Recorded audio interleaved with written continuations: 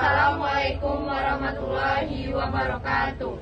Kami dari kelompok 1 akan mempresentasikan pasal 22, 24, 26, dan final. Sebelum itu, izinkan kami memperkenalkan anggota kelompok terlebih dahulu. Yang pertama yaitu Perkenalkan, nama saya Rahmat Abu Inedi. saya Nadia Putri Syafira. Saya Natasha Ilahine. Saya Rahmana Cisa Marta. Saya Muhammad Zafran. Baiklah, saya di sini akan membacakan PPH pasal 22. PPH pasal 22 itu adalah PPH yang dipungut oleh, yang pertama ada bendahara pemerintah yang memungut PPH pasal 22 sehubung dengan pembayaran dan penyeberangan barang. Yang kedua ada badan-badan tertentu untuk memungut PPH pasal 22 dari wajib pajak. Yang ketiga ada wajib pajak badan tertentu yang memungut PPH pasal 22 dari pembelian atas penjualan barang yang tergolong sangat mewah. Baiklah, selanjutnya ada pemungutan objek pajak PPH pasal 22. Yang pertama ada Bank Devisa dan Direktur Jenderal Bea dan Cukai. Kemudian ada Direktur Jenderal Pembendaharaan atau DJPB. Kemudian ada BUMN atau BUMD yang melakukan pembelian barang dengan dana yang bersumber dari belanja negara. Kemudian ada Bank Indonesia, Perusahaan Pengelolaan Aset, dan Badan Usaha Logistik. Kemudian ada badan usaha yang bergerak dalam bidang usaha industri semen, industri kertas, industri baja, industri otomotif, dan industri farmasi atas penjualan hasil produknya kepada distribusi di dalam negeri. Kemudian ada produsen atau impor bahan minyak, bahan bakar gas, dan pelumas atas penjualan bahan bakar minyak, bahan bakar gas, dan pelumas. Kemudian ada industri dan eksportir yang bergerak dalam sektor perhutanan, perkebunan, pertanian, dan perikanan. Kemudian ada wajib pajak badan yang melakukan penjualan barang yang tergolong sangat mewah. Kemudian ada tarif PPH pasal 22. Yang pertama atas impor yang menggunakan angka pengenal impor sebesar 2,5% dari nilai impor yang tidak menggunakan angka pengenal impor sebesar 7,5% dari nilai impor yang tidak dikuasai sebesar 7,5% dari harga jual lelang. Kemudian ada atas pembelian barang yang dilakukan oleh DJPB, Bendahara Pemerintahan, BUMN atau BUMD sebesar 1,5% dari harga pembelian yang tidak termasuk PPN dan final. Kemudian ada atas penjualan hasil produksi yang ditetapkan berdasarkan Direktur Jenderal Pajak, yaitu kertas sebesar 0,1 DPP PPN atau tidak final, semen sebesar 0,25% DPP PPN tidak final. Kemudian ada baja sebesar 0,30% DPP PPN-nya tidak final. Kemudian ada otomotif sebesar 0,45% DPP PPN-nya tidak final. Kemudian ada atas penjualan hasil produk atau penyerangan barang oleh produk atau impor bahan minyak, gas, dan pelumas adalah sebagai berikut. Bahan bakar minyak Pertamina sama dengan 0,255, bahan bakar minyak bukan Pertamina atau swasta sama dengan 0,30%, pelumas sama dengan 0,30%, gas sama dengan 0,30%. Atas pembelian bahan-bahan untuk keperluan industri atau ekspor dari perdagangan pengumpulan yang ditetapkan sebagai 0,5% dari harga pembelian yang tidak termasuk pajak, termasuk tambahan nilai atas impor kedelai, gandum, dan tepung terigu oleh impor yang menggunakan api sebagaimana dimaksud pada angka 1 huruf A sebesar 0,5% dari impor nilai. Contoh soalnya, pertama ada bendahara membeli 4 printer dari PT ABCD dengan harga beli 22 juta. Harga tersebut termasuk dalam PPN. Biasanya pemungutan pajak atas pembelian printer tersebut adalah, jawabannya pertama, harga pembelian adalah 22 juta. Dasar pengenalan pajak adalah 20 juta. Kemudian 100 dibagi 110 dikali 22 juta, maka PPH pasal 22-nya adalah 1,5% dikali 20 juta, maka hasilnya adalah 300.000. Kemudian soalan kedua, PT Pertamina selaku produsen bahan bakar minyak, gas, dan pelumas menyerahkan bahan bakar minyak senilai 300 juta, tidak termasuk PPN, kepada non-SPBU. Maka berapakah PPH pasal 22 yang akan dipungut? Maka jawabannya adalah PPH pasal 22 yang dipungut atas penyerahan bahan bakar minyak adalah 0,3% dikali 300 juta, maka hasilnya adalah 900.000. Baiklah, saya akan menjelaskan PPh pasal 23. PPh pasal 23 adalah pajak yang dipotong atas penghasilan yang berasal dari modal, penyerahan jasa, atau hadiah dan penghargaan, selain yang telah dipotong PPh pasal 21.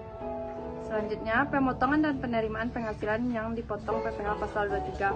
Pemotongan PPh pasal 23 yaitu: yang pertama, badan pemerintahan; kedua, subjek pajak badan dalam negeri; ketiga, penyelenggaraan kegiatan; keempat, bentuk usaha tetap; yang kelima, perwakilan perusahaan luar negeri dan lainnya; yang keenam, wajib pajak orang pribadi dalam negeri tertentu yang ditunjuk oleh Direktur Jenderal Pajak.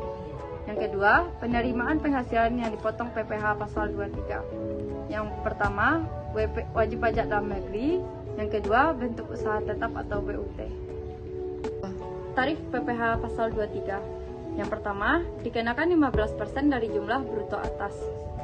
Yang kedua, dividen kecuali pembagian dividen kepada orang pribadi dikenakan final, bunga, dan royalti. Yang kedua, hadiah dan penghargaan selain yang telah dipotong PPh pasal 21. Yang keempat, dikenakan 2% dari jumlah bruto atas sewa dan penghasilan lain sehubungan dengan penggunaan harta kecuali sawah, tanah, atau bangunan. Yang kedua, dikenakan 2% dari jumlah bruto atas imbalan jasa, teknik, jasa manajemen, jasa konstruksi, dan jasa konsultan. Yang kelima, dikenakan 2% dari jumlah bruto atas imbalan jasa lainnya berdasarkan PMK 141/PMK 03/2015 sebanyak 60 jenis. Contoh soal perhitungan. Yang pertama, perhitungan PPh pasal 23 atas dividen. Pada 10 Mei 2015, PT Dahlia mengumumkan akan membagikan dividen melalui rapat umum pemegang saham atau RUPS dan melakukan pembayaran dividen tunai kepada PT Melati sebesar 30 juta yang melakukan penyetoran modal sebesar 15%. Jawab, PPh pasal 23 sama dengan 15% dikali 30 juta, yaitu 4.500.000. Saat terhutang sama dengan akhir bulan dilakukan pembayaran, yaitu pada tanggal 31 Mei 2015. Saat penyetoran, paling lambat 10 Juni 2015. Saat pelaporan, paling lambat 20 Juni 2015. Soal kedua, perhitungan PPh pasal 23 atas royalti. Pada 2 Agustus 2014, PT Mawar membayar royalti kepada Tuan Zainuddin sebagai penulis buku sebesar 50 juta. Tuan Zainuddin telah mempunyai NPWP yaitu 014488298700. Jawab, PPh pasal 23 yang harus dipotong oleh PT Makmur adalah 15% dikali 50 juta, yaitu 7.500.000. Saat terhutang, akhir bulan dilakukan pembayaran yaitu pada tanggal 31 Agustus 2014. Saat penyetoran yaitu paling lambat 10 September 2014. Saat pelaporan yaitu paling lambat 20 September 2014. Baiklah, di sini saya akan menjelaskan tentang PPh 24. Pajak penghasilan pasal 24 adalah peraturan yang mengatur hak wajib pajak untuk memanfaatkan kredit pajak mereka di luar negeri untuk mengurangi nilai pajak terhutang yang dimiliki Indonesia. Selanjutnya, sumber penghasilan kena pajak yang dapat digunakan untuk memotong hutang pajak Indonesia. A. Penghasilan berupa bunga, royalti, dan sewa yang berkaitan dengan penggunaan harta-harta bergerak. B. Penghasilan berupa sewa yang berkaitan dengan penggunaan harta yang tidak bergerak. C. Penghasilan berupa imbalan yang berhubungan dengan jasa, pekerjaan, dan kegiatan pendapat dari bentuk usaha tetap di luar negeri. D. Penghasilan dan pengalihan sebagian atau seluruh hak penambangan atau tanda keikutsertaan dalam pembiayaan atau pemanfaatan di sebuah perusahaan pertambangan. Selanjutnya di sini saya akan menjelaskan tentang perhitungan PPh pasal 24. PT ABC tahun 2017 memperoleh pendapatan neto di dalam negeri sebesar 25 miliar dan dari luar negeri sebesar 10 miliar. Asumsi pajak di luar negeri sebesar 20%. Total penghasilan yang tercatat adalah sebesar 35 miliar penghasilan dalam negeri tambah penghasilan luar negeri. Total PPh terhutang 25% dikali 35 miliar sama dengan 8.750.000 PPh maksimum yang dapat dikreditkan penghasilan luar negeri, total penghasilan dikali total PPh terutang 10 miliar atau 35 miliar dikali 8.750 sama dengan 2.500.000. Jadi PPh terutang yang sudah dibayarkan di luar negeri adalah sebesar 2.500.000. Nah, nominal ini yang akhirnya digunakan sebagai pengurang dalam negeri. Baik, selanjutnya saya akan membacakan tentang PPh pasal 26. PPh pasal 26 adalah pajak penghasilan yang dikenakan atas penghasilan yang diterima wajib pajak di luar negeri dari Indonesia selain bentuk usaha tetap atau disebut dengan BUT di Indonesia. Tarif 20% final atas jumlah bruto yang dikenakan. Yang pertama dividen, bunga, termasuk premium, skonto, insentif yang terkait dengan jaminan pembayaran pinjaman. Yang kedua, royalti, sewa, dan pendapatan yang lain yang terkait dengan penggunaan aset.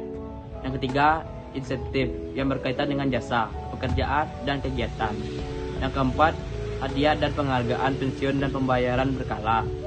Yang kelima, premi swap dan transaksi lindung lainnya, memperoleh keuntungan yang menghapus hutang. Contoh soalnya yaitu kasus dan pertanyaan. PT Abadi Berkarya memiliki perwakilan di luar negeri dan mengasuransikan bangunan bertingkat ke PT XYZ yang merupakan perusahaan asuransi di luar negeri dengan membayar jumlah premi pada tahun 2015 sebesar 2 miliar.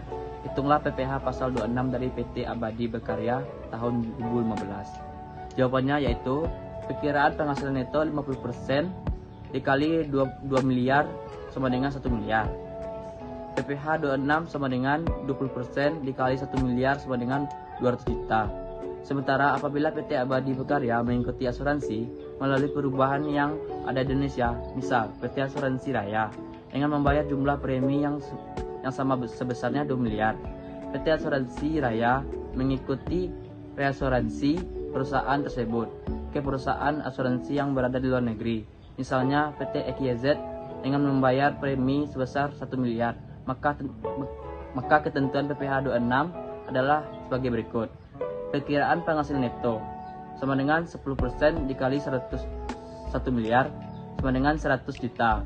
PPh pasal 26 PT Abadi Berkarya sama dengan 20% dikali 100 juta sama dengan 20 juta rupiah. Ya. Baiklah, saya akan menjelaskan tentang PPh final. PPh final merupakan pajak yang tidak diikutsertakan lagi dalam perhitungan pajak penghasilan atau PPh terutang tahunan. Selanjutnya yaitu pengelompokan pajak penghasilan final. Ada 5 pengelompokan penghasilan yang dikenakan PPh final sesuai pasal 4 ayat 2, yaitu sebagai berikut. Yang pertama, penghasilan berupa bunga deposito dan tabungan lainnya. Yang kedua, bunga obligasi dan surat utang negara atau SUN. Yang ketiga, bunga simpanan yang dibayarkan oleh koperasi kepada anggota koperasi orang pribadi. Yang keempat, penghasilan yang berupa hadiah undian, penghasilan dari transaksi saham dan sekuritas lainnya. Dan yang terakhir yaitu penghasilan dari transaksi pengalihan harta berupa tanah atau bangunan, usaha jasa konstruksi, usaha real estate, dan persewaan tanah dan atau bangunan. Selanjutnya yaitu contoh soal pajak penghasilan final. Aditya menyimpan uang di Bank ABC dalam bentuk deposito sebesar Rp 100 juta dengan tingkat bunga 12% per tahun atas deposito tersebut. Aditya menerima bunga setiap bulan sebesar Rp 1 juta. Berapa besaran pajak yang harus dibayarkan atas bunga deposito Aditya? Jawabannya, PPh pasal 4 ayat 2 yang dipotong Bank ABC adalah 20% dikali dari bunga yang diterima Aditya tersebut sebesar 1 juta sama dengan Rp 200.000. Kemudian pajak deposito per tahun yaitu 200.000 dikali 12 bulan sama dengan 2.400.000. Baiklah, hanya itu yang dapat kami presentasikan. Mohon maaf apabila ada kesalahan dan kekurangan. Kami sudahi dengan Assalamualaikum warahmatullahi wabarakatuh.